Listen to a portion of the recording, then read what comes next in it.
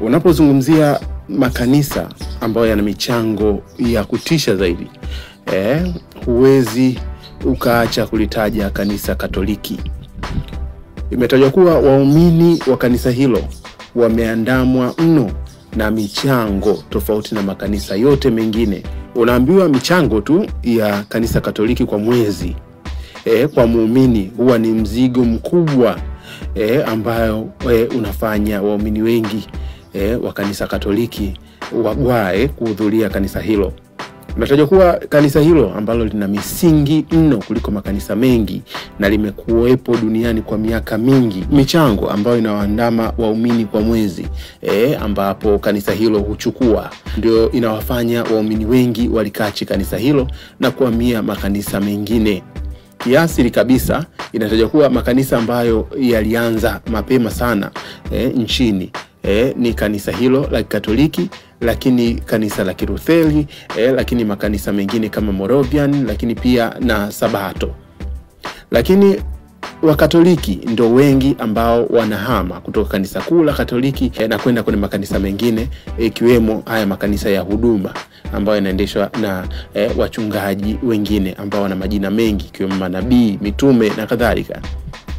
Pamoja na waumini wa makanisa hayo ya uamsho au makanisa ya kiroho ya huduma binafsi kuwa yanatajwa kuwa na michango mingi, kama unakumbuka sakata la kiboko ya wachawi kwa kitaka sadaka kuanzia 500,000 mpaka 2,000,000 kutoka kwa waumini wake, lakini kanisa Katoliki linatajwa kuwa ni kiboko ya michango kwa kuwa tu linafanya haya si kwa lazima bali kwa nadhiri ya muumini mwenyewe, ambapo kama akifuata imani ya kanisa hilo basi atajikuta amekuwa masikini kabisa.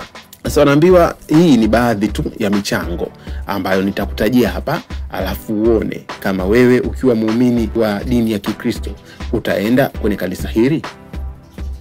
Ya kwanza kabisa kuna zaka, ambayo huko huitwa fungu la 10. Kiasi ambacho muumini anaingiza kwa mwezi atatakiwa basi kugawanya kwa 10 na kile chote anakipeleka kanisani kama zaka. Hii inafahamika hata kwenye madhehebu mengine na pia wanafanya. Hapa tuseme kawaida. Mchango wa pili ni sadaka. Sadaka yenyewe inagawanyika pale kanisani. Mtu anaweza akatoa kiasi chochote anachokitaka, lakini sadaka hiyo hugawanywa katika michango mbalimbali ambayo inakuwa na awamu. Sasa mchango wa awamu ya kwanza unatajwa kwenda kwa padri, kwa kuwa tu tunamlipa kwa huduma yake ile ambayo ameitoa kanisani. Mchango wa pili unaenda kwenye kitu fulani ambacho kimepangwa na viongozi wa walei.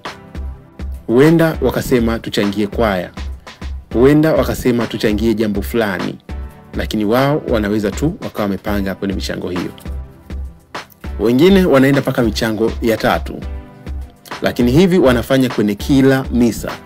Hivyo mapadri au wale viongozi ambao wanachangisha michango hii ya sadaka kwenye makanisa ambayo yapo mijini, basi wanajivunia pesa kubwa kuliko wale ambao wapo maeneo ya vijijini.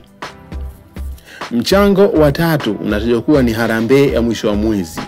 Harambee hii inaweza ukaenda kwenye ujenzi wa kanisa, lakini pia kwenye jambo lolote la kimaendeleo la kanisani. Kwa hiyo waumini wanatakiwa watoe kwa harambee hii ambayo inaendeshwa pale pale kanisani baada ya misa takatifu. Mchango wa 4 ni mavuno ya jimbo, kigango au parokia. Mavuno haya hufanyika kwa kipindi cha mwaka, kipindi cha miezi fulani, lakini ni kipindi ambacho Wakatoliki hutakiwa kutoa fedha au vitu kwa ajili ya kanisa.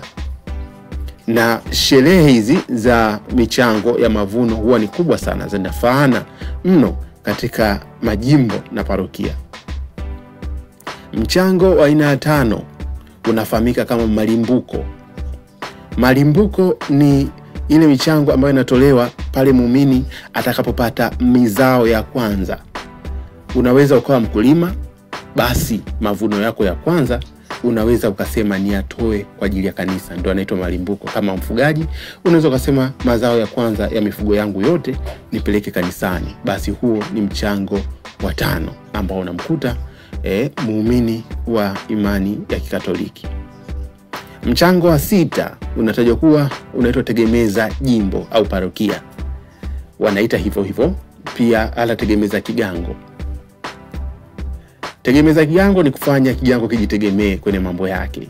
Basi muumini atatakiwa kuingia mfukoni tena na kutoa mchango huo.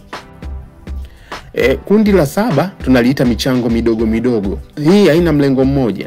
Wengine wanaweza kusema tufanye mchango wa kuboresha Radio Maria, wengine mchango wa jambo fulani, mchango wa kujitolea kwa watoto yatima, mchango wa kufanya hiki na kile.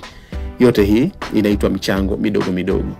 Pamoja na michango hiyo ambayo hutolewa rasmi, kuna michango mingine ambayo hutolewa nje ya utaratibu wa misa.